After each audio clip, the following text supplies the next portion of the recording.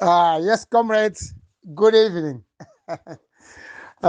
Mwaswera bwanji komanso naso muli bwanji. Now, comrades, nangoti zi mwina naso mukuziwa kuti ndinakuma ndizovuta. I lost my aunt, bambo anga ang'ono akazawo anamwalira, komanso we've been nursing her the past week. Last week yonse kuyamba Monday mpaka kuzafika Saturday when she passed on. So sina kale pa line because pamuzipo zineso munthu wamkulu. So mwaule mwake nimapeleka ulembo wake kwa mayanga omwe takhala kundilera kuyamba kalekale bambo anga ang'ononso nawonso asanatisiye anandilera bwino kwambiri. So with her passing on ndinaona kuti sizina chabwino kuti ndipitize kupanga campaign koma ndimangowerenga ndithu apo ndi apo kumaona kuti amene zikuyendera. Choyamba chenicheni chomwe ndinganene chokuti nthawi zonse ndakhala ndikunena about the Ngoni chiefs kunzimba kunoko ali nkosi amakosi. Ndakhala ndikunena kumbuyo konseko kuti ayi nkosi amakosi ayena kumayenda ndi anthu ochenjera. Ayi nkosi amakosi ayena kuziwa who he is ifeyo anthu akumzimba, komanso ayena kumaziwa kuti anthu akumzimba akumalawi okhala kumzimba ndingapangire chani kapena ndingapange bwanji kuti tigwirane manja bwinobwino no tipange chituko kuno kumzimba. Koma vuto la nkosi amakosi Mberwa amafuna always to be on top of things. Always the nkosi amakosi Mberwa amafuna akhale munthu oti nayenso azioneka kuti awamba nkhosa vayethe nkosi. Is more like a celebrity. That's the problem. Nkhani zooneka poyera inkosi amakosi, nkhani yomakhuza kumauza amabanki kuti ayi kapena anthu komwe amapempha amapasa ndrama. Ngati kwina sanapase ndrama anthu otera aja ngati sanapereke ndrama ayena kuziwa inkosi amakosi amene aja ndi ma offices. Banks are not there to help things like cultural things, no. Banks works better with people kapena ndi anthu omwe amatha kuyika ndrama zawo ku banki. I don't think Mzimba, I don't think the inkosi amakosi as a inkosi amakosi ndi amakosi awo ali ndi joint account ku National Bank or Standard Bank. Maybe they're not even good customers. Mwina ambiri angoni akumzimba kuno, they're not good customers kuma banki akumzimba kunoko. So sometimes ali inkosi amakosi akamayankhula aziyamba kalafusa anthu kumaona what am I going to say kumuthetho. Ine nane nakale kuti nkhani yokhuza mthetho chaka chino sikanapangidwa anthu apayika concentrate kuma campaign andale, chifukwa mthetho ukakhalako nthawi ya makampeni umakhala wandale. It's too political. You can't run away from politics. That's why inkosi amakosi anayamwitana President Chakwera. Chakwera is not sifumu. Chakwera ndi munthu wandale. Wherever he goes you do politics. Pamene anthu andale ayitanidwa pamakhala ndale kakuchalichi is politics. So nanena Malawi, I told you the inkosi amakosi Mberwa ndi anzathu awosamva kabungwe komwe kakusokeza kwambiri inkosi amakosi kamzimba heritage. Musapange mwambo wa mthetho kumzimba ndikuyitana inkosi amakosi Mberwa. Amina kuyitana Achakwera kumwambo umene wowo. Chwasuti kapena Achakwera okha ndi amene adzakhala pa ballot yayi. There are several politicians who care about paper. Koma sanabwere kumthetho, they were not even invited. So speech ya inkosi amakosi Mberwa yaonesa chibwana kwambiri, and I on behalf of the people Malawians living in Mzimba ndikupepesa ina mbiri kwambiri amala ndikupepesa nonse kumene muli amene makonda ziko lathu. Speech imene akamba inkosi amakosi Mberwa kuno kumzimba kumuthetho ndi azibwana, and that must not be tolerated. Si speech yoti munthu kumayankhula kuti ayi amabanki atimana ndalama. What is mthetho after all? There's so many things that are happening here in Mzimba zogwesa mphwayi. Inkosi amakosi does not want to listen to clever people, to the wise people of this district. Inkosi amakosi Mberwa samafuna kumvera anthu ochangamuka. Ndi celebrity. The inkosi amakosi Mberwa has turned himself to be a celebrity, not a real Ngoni. No. So I'm not part and parcel, and I support those people. Amene akunena kuti speech kayankhulidwe kwa Inkosi Amakosi kumthetho. Even Achimendo Banda amene amayankhulira Secretary General chama cha MCP. Zochitika kumthetho kuno kumzimba ndizopangisa manyazi vakukhozga soni. Chomen. Kuwangoni, this is not good. Mwana uyu Inkosi Amakosi Mberwa must sit down na vantu vazeru. Kuti wakabweka kumanga kamowa kumthetho vakunora ndarama yakugura mowa, you denounce the banks. That's unacceptable. Even agogo vake vose kuti vauke mwahuno mwana uyu vangamugwaza na kumugwaza na mkondo. Vaukhozga soni. I talked about Masavani Jere wari kumndende wakakika. Internal wrangles within the Ngoni family ya kwa Nkosi, Inkosi Amakosi na Makhosi. The Inkosi Amakosi Mberwa is failing to resolve those issues. Family matters. You see now how God shows people. Taoneka kuti kuti Nkosi vitu kuno mwana witu Inkosi Amakosi walipo sono uyu. Pachoko kangati vinjelo mulije. He's a celebrity. He is a celebrity. Ngonis are not celebrities. Ngonis are real people. We have seen Chaka Zulu, we have read Ngoni history. Chaka Zulu was strong, a good decision maker, though he was not good at conflict resolutions. That's why Angona nango bayalika ku Southern Africa. Kwa mazoezi paya kumuthetho, I forewarned Angona kumzima. If you work with the government, give space to Malawians to kusintha boma ntaya campaign hii. Musapange za muthetho. What is the importance of muthetho? Muthetho wenu ntchito yake ndi chani? Mukamati muthetho, what is it? It was good that Sokabambe went there anabwerako without a speech yokhumudwisa.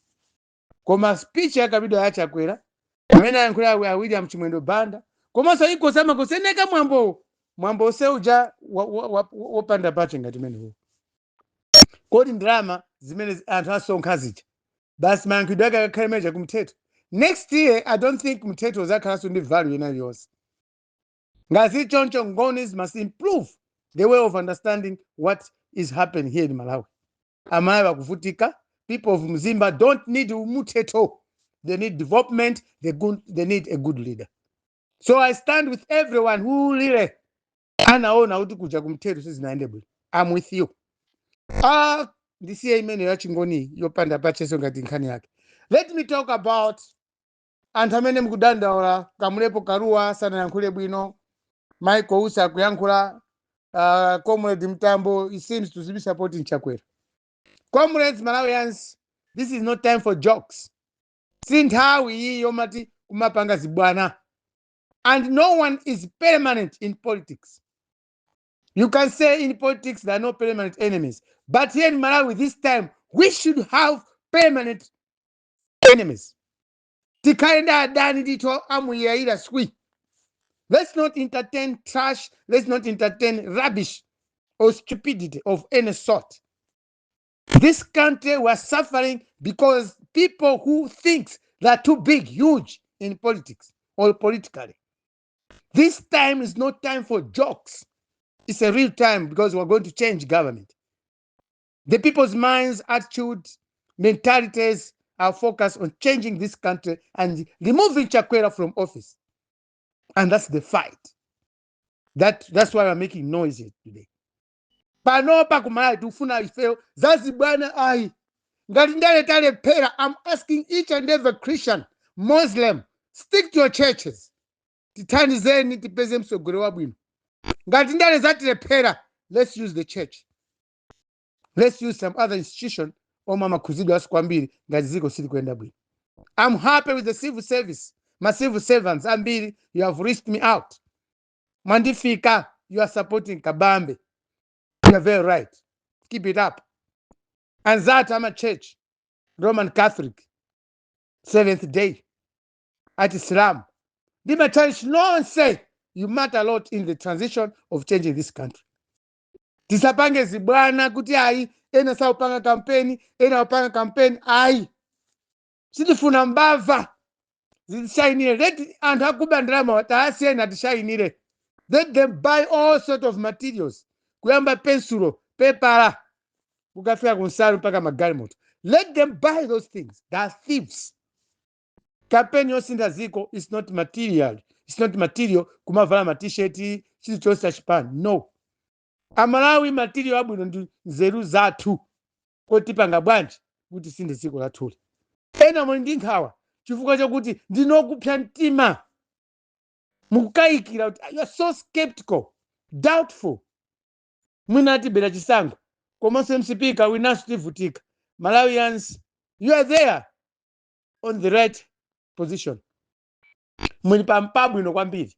Make a decision that is going to move this country ahead. Musadelele Daiso Kabambe. Musamdelele Matthews Mtumbuka. These people, mukao nesesayamata wili, the way they're working. Sa ugona tulo chwacha inuwa Malawi.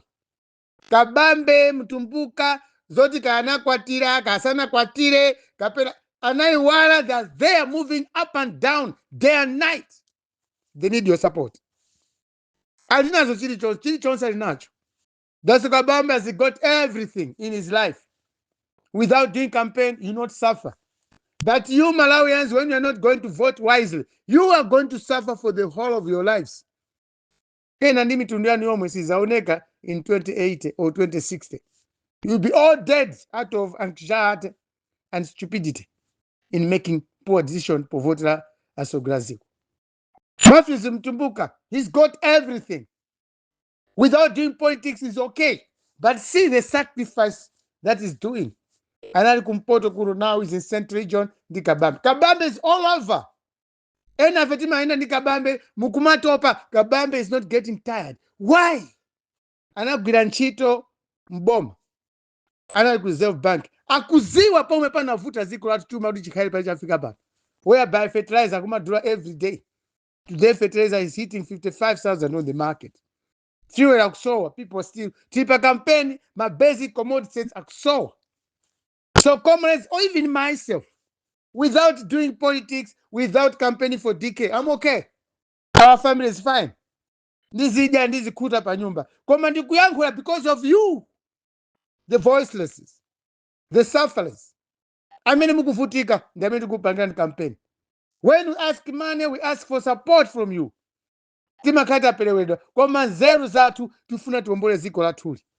Kabamba zitipula uko, Mtumbuka zitipula uko, our vice president zitipula. Tonsefe tendi zitipula. This is our country. We make a slight mistake, a single mistake, everything is wow. We suffer the consequences. Ndiena kumanena yai, chipani chanu sichikwena. Inuyo, that's your job. Kumene kulibe zina Daiso Kabambe. Go there. Tell the people what we need. They're well off. They've got everything in their lives. And now I'm one of them. When I'm campaigning, my kids went to school. They're graduates. And up to school, they're okay. But we're campaigning for you. Because you don't have anything. Because of the poor leadership. You're suffering. Paibe mutamena makauti akangobada azikhawo vutika nthawi zonse. Ayi. Koma ngati usogolo wa ziko si uli bwino. Achicho chimakhala chovutikira.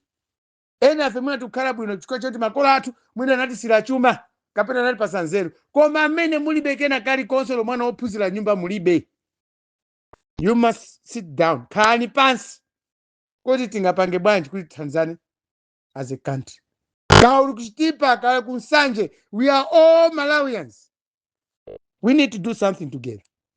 Zibwana zakalipa kumbuyo kwamba nthawi ya Bakiri Muluzi, Bingwa Mutharika, Joyce Banda, Peter Mutharika, Lazarus Chakwera leroli ali pampando. Kwapanga zibwana za sikulu kwambiri kumala kuno. Anstadana. Koma chachitika leroli tonse tikula limozi. Tupita kuzisango. Who's going to take us through? Mavuta metu kuma now every day. Palibe 1-0 panopa, koma tipeze muntu 1-0. Yemwe angakavuteso 1-0. Amene simunalembese musatsokoneza ayi.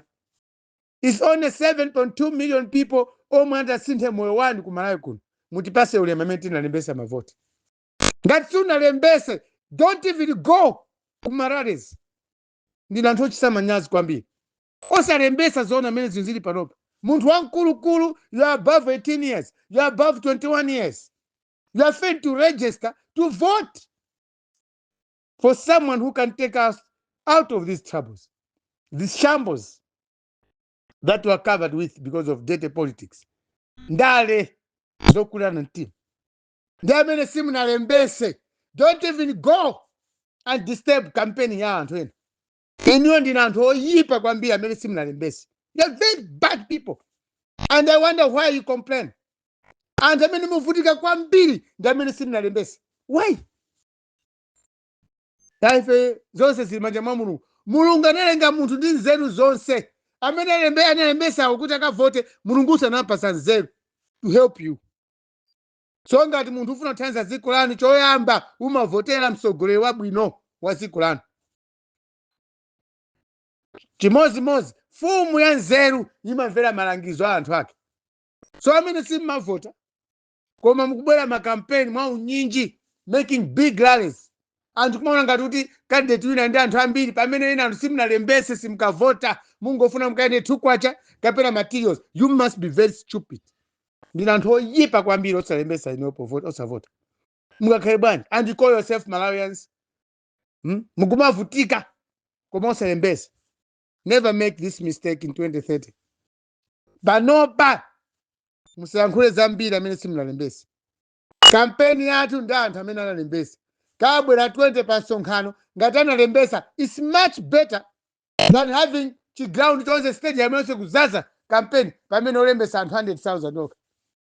Kapena anthu 10 okha olembesa. So amene simunalembese, mukhale ku nyumba. Don't go to rallies. Mukwapakisa anthu phuma. Because winning elections, Daso Kabambe is only looking for 3.5 million. We can't waste our time kutenga anthu ambiri kufuna iya mubwere kunoko kulibe Kabambe, yeti wesu unalembesa. Munthu amene analembesa aliyense akuziwa Daso Kabambe. Munthu aliyense amene analembesa akuziwa Peter Wamutharika. Munthu aliyense amene analembesa akuziwa Matthews Mtumbuka. There's no way, even Chakwera, amene analembesa akuziwa candidate amene atakamvotera. Ndi amene muti kunoko kulibe, yet when we find out simunalembesa kuzavota. Why do you waste our time? Tiutamanga kunoko mubwere. Tikubwera kumene kufusa munalembesa, yaiti ndalembesa yake. Why do you invite us? Simunalembese kwa mufuna anthu andala kuyendereni. Ndiya kuyendereni nyo anthu osalembesa, whom are you going to vote for? Ndamene mukipisa ndale za Malawi. Comrades, I'm still alive. Ndayamba kukamba kwa mandakuza nikali nani maliro, anti anga taika zulo. Ndabwera kuchoka kumuzi. Comrades, good evening everyone.